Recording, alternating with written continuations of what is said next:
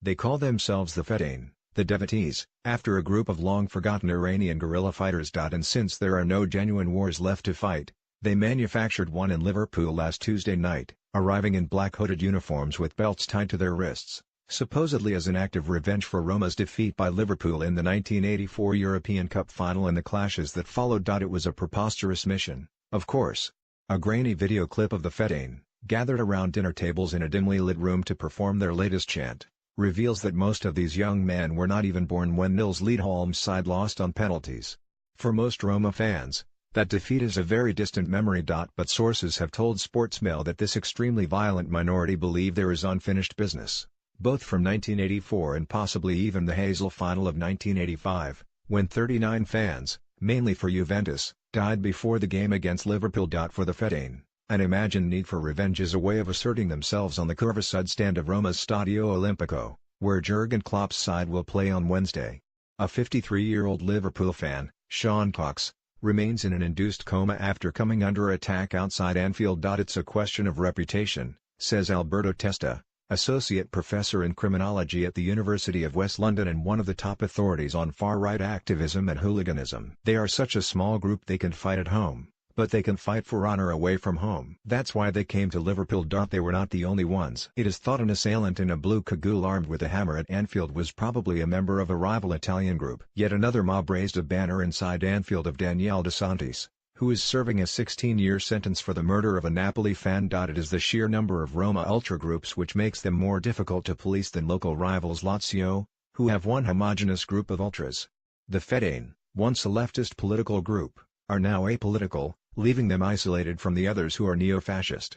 Groups attack each other. Football barely matters. The modus operandi of the mobs is often similar. Roma groups are known to favor the use of knives and for their habit of stabbing victims in the buttocks. This is known as punzicate, the practice of trying to humiliate but not kill, according to Luca Hodges Ramon, who has written extensively on Italian ultras for the website The Gentleman Ultra. And yet, despite all this madness, the views about where the blame lies for events in Liverpool diverged substantially at the weekend in the districts where Roma's support is strongest. England's outdated reputation for hooliganism still creates an assumption here that the English are partly to blame. I saw the film Green Street. They fight in Liverpool and Manchester, too, said 28-year-old Filippo Pica on Saturday in the Masto bar on Via Galvani in the city's Testaccio district. In Italy, Sampdoria and Fiorentina fight, but Roma is so-so. Testaccio is the place where Roma first played their games, in 1929, and from where Claudio Ranieri hails.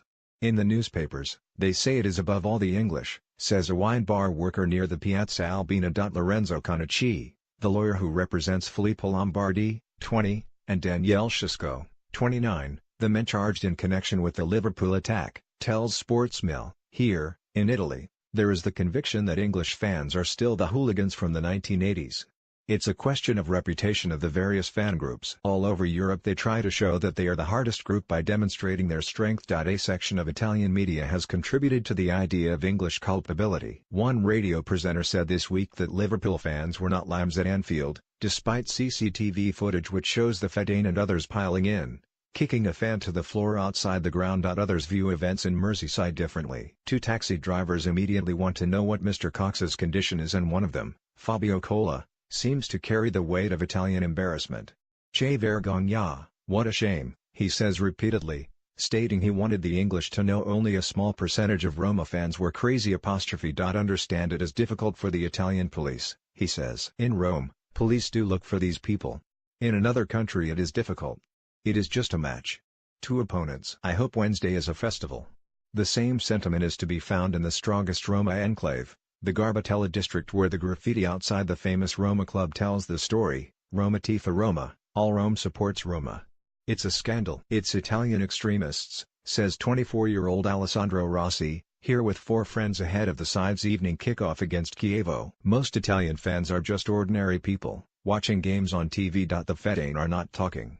Neither are other ultra groups. At the football club, there is no debate. Roma president James Pilata spoke out emotionally on Saturday night against the extreme ultra minority. We have a long history at Roma, and what's going on when you have a few stupid people is that they destroy our history and destroy our legacy, and I'm tired of it, said Pilata. It's just a couple of F-morons who take the rest of us down. It's time for things to change. That's easier said than done. These groups still wield extraordinary power. Roma erected a reinforced perspex fence across their curvicide to split extreme groups but were forced to take it down when fans boycotted that end. The messages Italian police are sending call into question whether they have the intelligence to deal with the problem. In the Rome newspaper Il Tempo on Saturday, Andrea Cecchini, president of Italy's state police operation, blamed Merseyside for last Tuesday's events. He criticized Liverpool for training at the Formello training base of Roma's foes Lazio this week, and bizarrely claimed 1,000 Liverpool ultras would be travelling this week. The Stadio Olimpico organised a family festival for Saturday's game and parents streamed in with children. A fan who walked in wearing an Ultras Liberty top was pounced on by armed police and ordered to take it off. But Wednesday will be different. The stadium isn't necessarily the problem, says a senior British police source. The Italians will have public order units out. But when the violence is endemic like this, the ambushes can happen further afield. That's what we've found in the past.